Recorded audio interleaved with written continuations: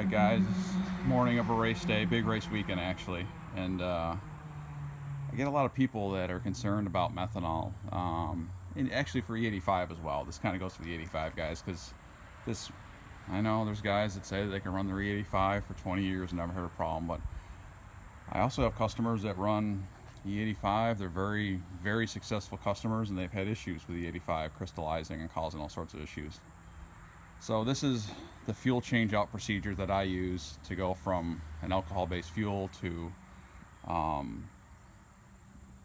gas, be it pump gas. I like avgas because I have access to it. It's actually free because they use it. The airport takes a sample they have to dump every day. So if I leave a jug there after a few days, I got free 5 gallons. And then it also doesn't smell. If anybody's been around avgas, the stuff, it hits the floor, it evaporates, it's gone. Whereas pump gas, it hits the floor and you smell the stuff for the next week, and I just hate that smell of pump gas. So this is how we do it. So I guess I'll put you in the clip of the car while I discuss it, kind of how this goes. It's really not that big of a deal, and actually I didn't prep a lot because I wanted you to see it from start to finish, guys. I hate the baking shows where they have everything measured and laid out, and then like, oh, look how easy it is. And yeah, it took you 3 hours to prep, but you're gonna make it seem like it took you 20 minutes to actually do it. So you can assume the beginning of this film time is about what the actual time is. The only thing I've done, other than take this deck lid off, is I've assembled the 3 fuel jugs we're going to need, as well as I use some pig mat because I pull a drain line, and just to keep the fuel from, I mean, it's methanol, it messes up the paint on the floor of the trailer. So you're going to need your 3 fuel jugs. Okay, one's going to be the fuel coming out, because that fuel, especially in this case, I ran it on avgas. I actually drove it around for a bit. That's been refilled. That is as close to pure avgas as I can get. And I'll use that in the lawnmower and everything else. But the only stuff I put in the car is 100% out of the airport avgas. But the stuff that comes out, it has such a low incidence of methanol being in it that I just go ahead and run it and stuff around the house, stuff that just doesn't matter. And then if it's the other bucket, is the mix. So avgas comes out, so I pump the tank dry. Then what I do is I move the nozzle to another tube, to another container, which is my waste bucket. And there's going to be a mix. There's going to be a transition going from the methanol, or in this case the avgas, to the methanol. That mixed stuff, that goes in a waste bucket, and I use that. Believe it or not, you put that on some of this pig mat stuff, leave it on an oil stain on the floor, and it pulls it right out. You don't smell a thing. Fire marshal won't like it, but and I use it for starting fires around the house. It's pretty much garbage. You can do whatever you need to do to get rid of fuel. And then the last container is going to be methanol. So now when I run this thing on avgas, I found it way easier. Instead of trying to set the tune based on a 90 psi and pulling all this duty cycle out, when I switch to fuel, I go down about 45 psi, because at 90 psi with this electric fuel pump, the flow rate out of the return line is pitiful, and I don't want to be here all day. So I back the regulator off to 45 psi when I'm on avgas, which is where it's at right now. So when I run on avgas, I just learned just leave it at 45. That takes care of a lot of the tuning issues right there, because you've removed almost half the fuel flow through the injector. So that's almost the difference right there between methanol and gasoline-based products, and then the rest I can do via the tuning. So I guess that's my cheat of the day. Don't run your gas tune at 90 psi. Back the regulator off to 45, and grease the little screw on that threaded rod for the fuel regulator so you don't wear it out. I'll be right back. I gotta get a wrench.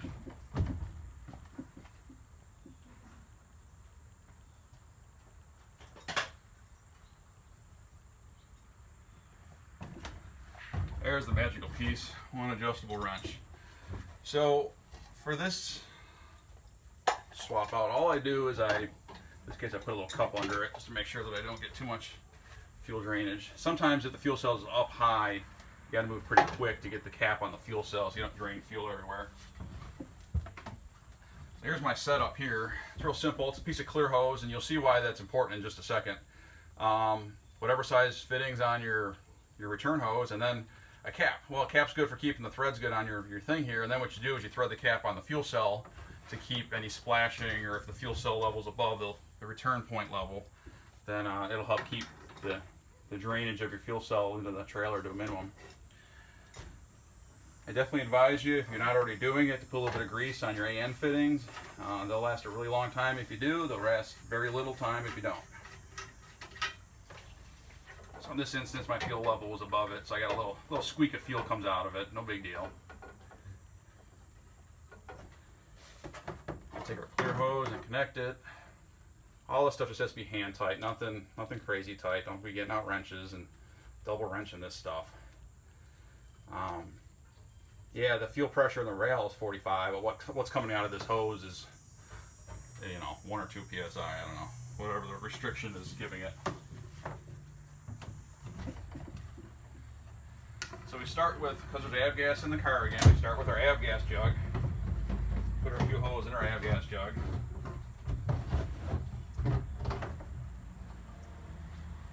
In this case, I have a primer pump on the car, which I do advise for a bunch of reasons.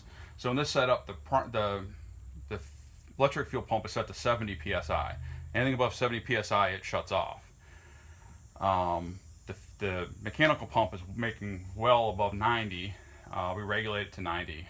So as soon as the car lights off, then the primer pump will see that rise in fuel pressure from the mechanical, and it shuts off and just sits there. The beauty of that system is, if you're ever making a pass or whatever, street driving, and you kick a mechanical belt, the electric pump will kick on. Now, people go, oh my God, it's just going to cause it to burn up the motor, you know, the fuel flow. Not really. You only burn a motor up at peak. You don't burn it up going ridiculously lean at peak. If the car on a pass starts popping and farting and you get off the power, there's going to be no damage that's going to occur. And at the return road, if you do drive your car back to the trailer, well, you still got enough fuel in the fuel pressure, I should say, based on the electric pump to get it back to the trailer just fine. A lot of people argue with me. Have at it. Okay, so line's hooked up. We're going to pump out that avgas. And you can see for the most part that hose is clear. Now there are some air bubbles. We'll get into that in a minute, but air bubbles is normal. And that's just aeration in your fuel system for the most part. There's nothing introducing air into the system. You can see now it's pretty clear.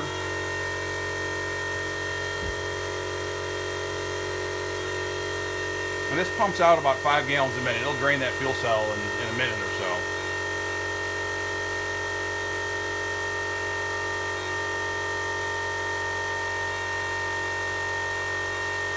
The fuel tank probably had about 3 gallons in it sitting here. It was above the level of my return, which is pretty close to the 2/3 level of the fuel tank.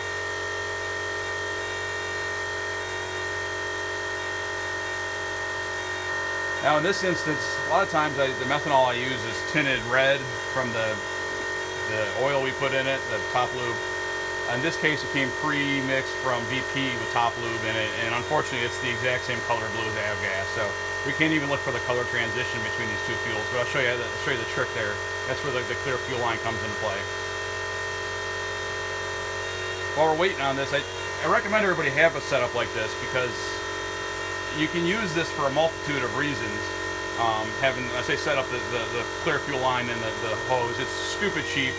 You get it at Home Depot in an old fitting for probably 10 bucks. But I've used it to diagnose fuel cavitation issues.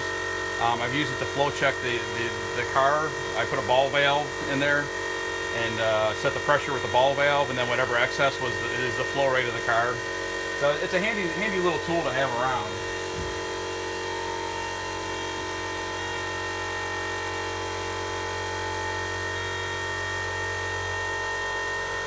So there it is.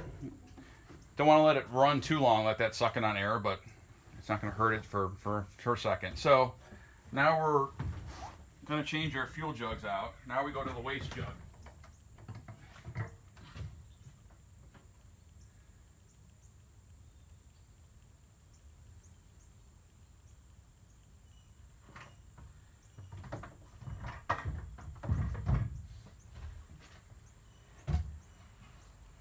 And then we're going to put our filtered fuel funnel in because we have to put some methanol in it to start.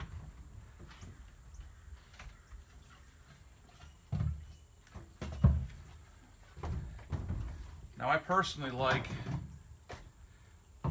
just to put just a little bit of methanol in there just to start the process. You don't want to just go fill up to 5 gallons because we still have avgas in the system, the bottom of that fuel cell.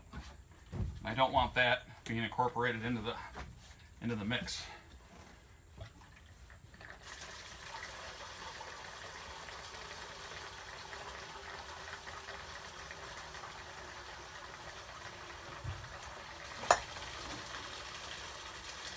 So now we're going to turn the fuel pump on. And if you watch that clear hose, you're going to see it's going to be a different type of bubble than air. And you'll notice it in person. You may not notice it on the camera. That is the non-mixing of avgas and methanol. They don't mix. So you see that cloudiness in the fuel line. That's the transition point. And then once it goes all the way clear to the new fuel, now you know you got methanol in it.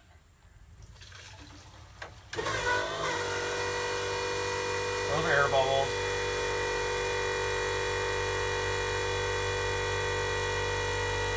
Still air bubbles.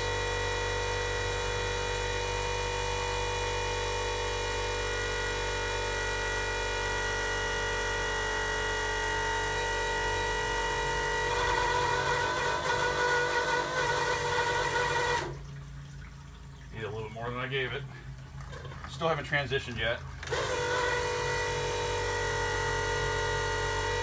There we go. There's the transition right there. See how it's all cloudy and ugly? So that's all mixed fuel, that's all bad stuff. And then we'll start going clear once we get the last remnants of it out. And there we go, we got it. Those are just air bubbles at this point. So that's all methanol now. And now we just continue filling it up as we would any other day. I suggest, and I'll stop there, if like me you have your fuel return point below the top level, this is a good opportunity to stop filling and put your return line back on, or else you're going to have, when you pull the cap you put on there, you're going to have a real mess on your hands.